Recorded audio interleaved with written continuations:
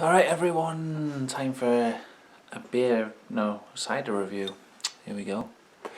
Saw this in the shop today, my local newsagents, my local Nisa, and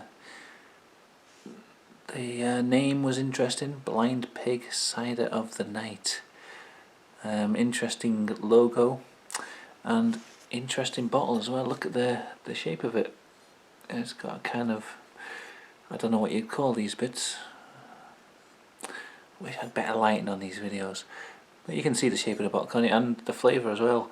Rum and poached pear, and there was a few other flavours. I can't remember what they were. I think there was a whiskey and honey one or something. I don't know.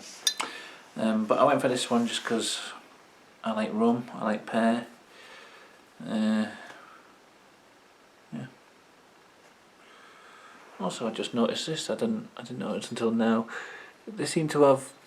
I don't think the camera's going to pick it up, but along the bottom they seem to have coordinates of some kind. So like north 71 degrees. I wonder if that's where they're brewed or something. Who knows? Be interesting to look that up, but I'm not going to do it on this video because it'll be boring to watch. But you know. So on the bottle, on the back it says "Speakeasy," but then it's got this. Cider blended with notes of rum and poached pear. And then it says, no glass, no rules. And it's got a picture of a glass with a cross through it. Don't drink this from a glass. I mean, isn't that a rule? No glass. I mean, you can't say no glass and then no rules, because that's kind of contradicting yourself really, isn't it? 5.5% vol. And then it's got batch number and it's crossed out. I guess they're kind of trying to be playful, but yeah, it's made in the UK by HB Bulmer. So yeah, it's just Bulmer's really. This sort of, it's like a false choice, isn't it?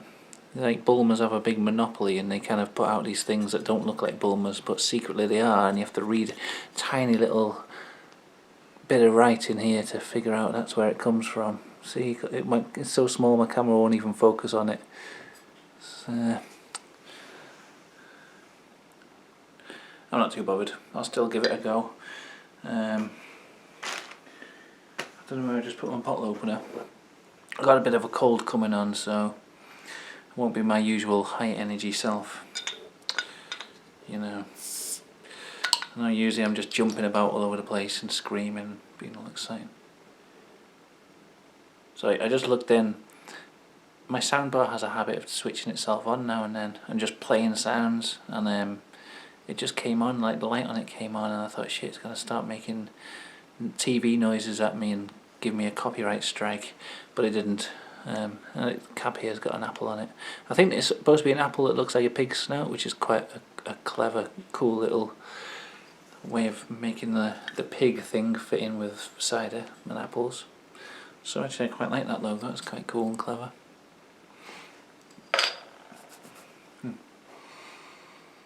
Oh wow, it smells like you can really smell like that poached pear smell. It's like caramelized, you know, like when you get like a glaze on something, like a sugar glaze. I had some gammon earlier and that had a glaze on it. It was delicious. It smells like that. And have a sip.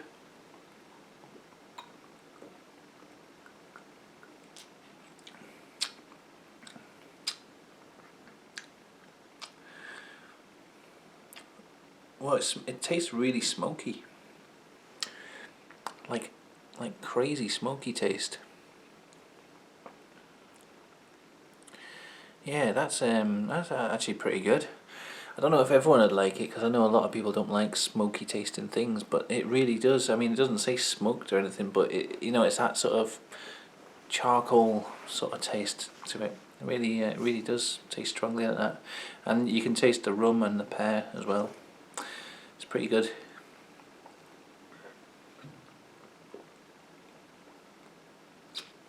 See, when I saw it on the side, on the shelf, I was like, oh, that looks interesting. So I had high hopes, but then when I saw it was Bulmers, I was like, oh, put me off it a little bit.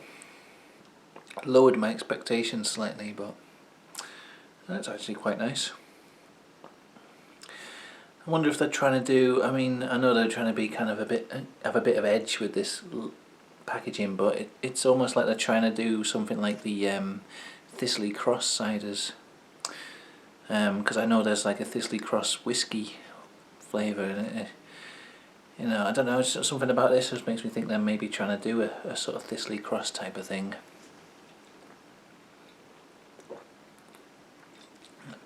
I imagine they're looking for you know, the next thing in ciders. You know how I'm sure I read somewhere they were moving away from the like traditional ciders to more of a Swedish type of taste. So like Strongbow said they were doing that, so I imagine other companies are, or maybe they're looking towards like these Thistley Cross type of ciders as the next thing to come, you know. That'll be an interesting taste. Talking of Thistley Cross ciders, I love them, and I was out in Wigan at the weekend. The amount of real ale pubs in Wigan is astounding, actually. I mean, I know it's completely blown up in the last few years, and everywhere you go is a real ale pub. But in Wigan, it's like they seem to be so densely packed. It's like every pub, everywhere you turn, is just this real ale pub. And one of them had Thistley Cross on tap, the strawberry Thistley Cross cider, and I didn't notice, and I ordered something else, so I missed out on my chance of having some draft Thistley Cross. Wouldn't have had it out of the bottles. I bought a glass out so I could pour it in and see the colour, but there's not much point with cider. I mean, you can't really infer much from that, can you? Just in case it came out of the bottle neon green or something, an interesting colour.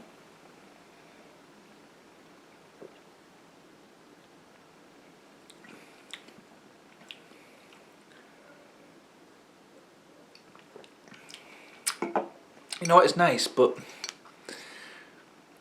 it tastes artificial somehow.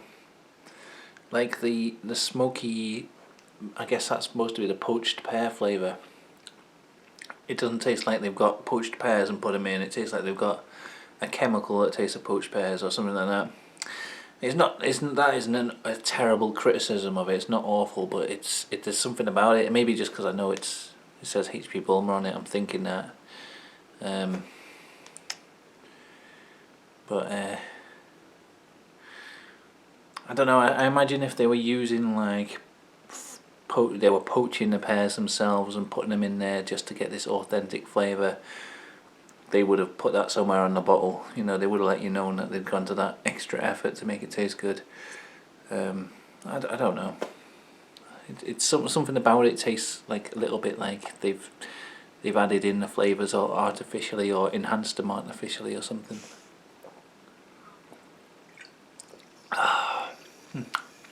But it's still nice.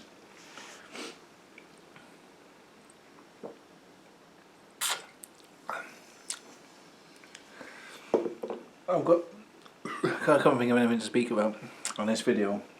I thought I'd do some more book recommendations because I've been reading a lot of sci-fi recently, and some good ones. So a lot of the books I've been reading have been along the same themes, which is the sort of things I like, is like the sort of dystopian, apocalyptic, end of the world stuff. J.G. Ballard is one of my favourite authors. I like that kind of thing. So a lot of the books I've been reading recently have been sort of along that theme. First one is something, I actually saw this on a documentary about like you know, like the way the media controls the narrative of what you believe is real, and with the way the government is involved in that. And I think it was called Hypernormality or something like that. It's on BBC iPlayer, and they recommended this book, or they spoke about this book, and it's a Russian book translated to English, and it's about it's basically set in a world where it's after the I think it's Russian anyway, Soviet Yeah, is that Russian? Fuck knows.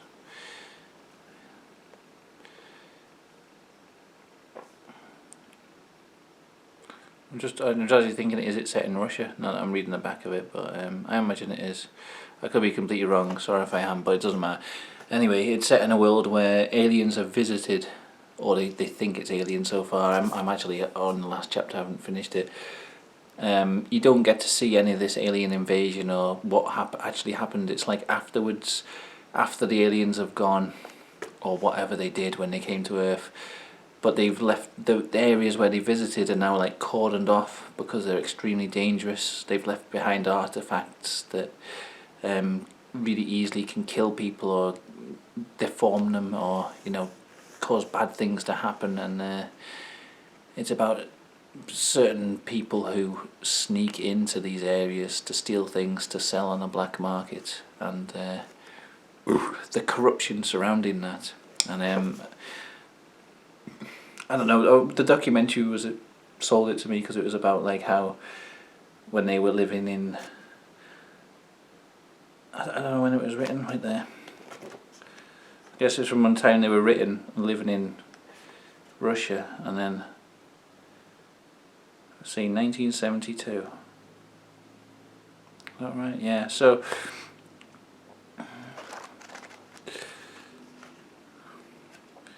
I don't know. It's a good book. I recommend this, and it's very sort of cynical, and it has a real sort of undercurrent of corruption just going through everything, and everyone's sort of drunk, and it feels very Slavic, I guess. Very sort of what I imagine life in Russia was like in I don't know, the 70s or something. I don't know a whole lot about the history of that kind of part of the world, but I haven't got much more to say about this apart from it's an interesting book with an interesting idea of what an actual alien invasion would entail. And then I read another book called Random Acts of Senseless Violence by Jack Womack. It was amazing. And then I immediately bought the next one in the series that he wrote called Ambient, which was actually the first book he wrote, but chronologically Random Acts of Senseless Violence comes before this. And it's about it's set in New York, and it's both books are in the same sort of world, and it's about basically like government has collapsed almost. There's been 5 assassinations of the presidents in 1 year. Five presidents got assassinated in 1 year. Big business just took over. It became like a what's the word, like a corporate, what is it, corporatocracy. And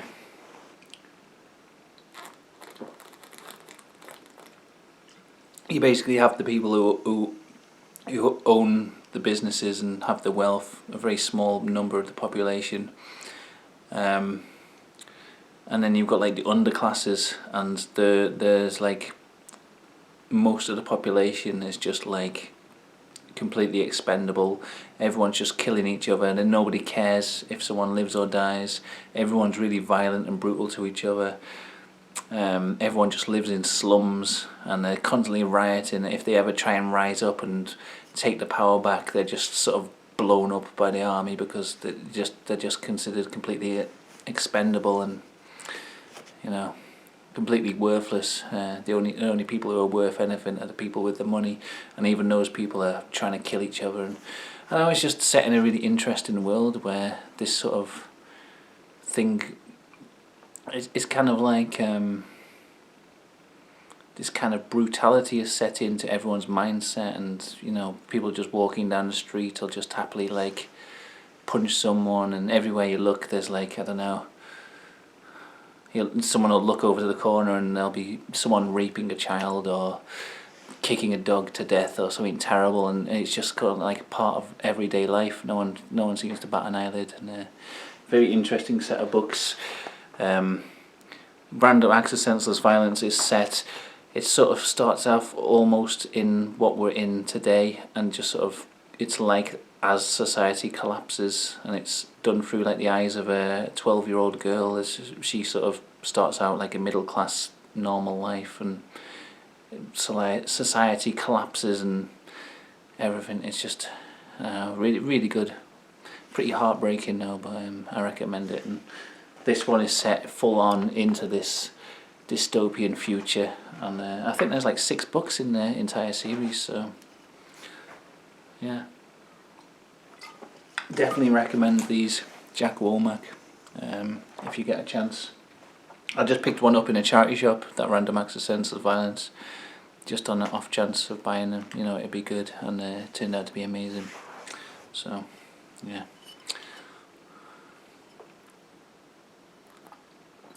that's two or three book recommendations there.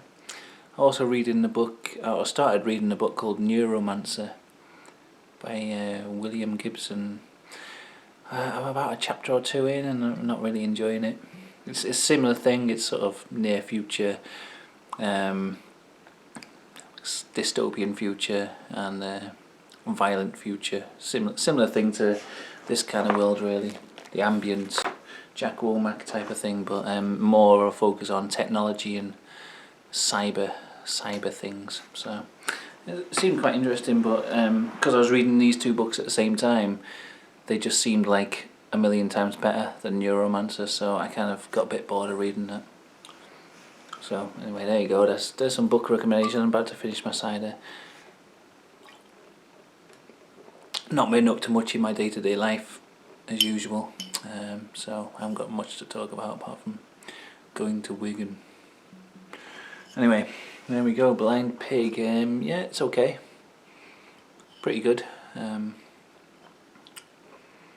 Not a Thistly Cross beater by any stretch of the imagination, but I'm sort of saying give it a go if it's, you know, not too expensive. You know, whatever's. Alright, there we go. Wow, 2 videos in 2 weeks. I'm getting back in the action. So thanks for watching, and see you next time.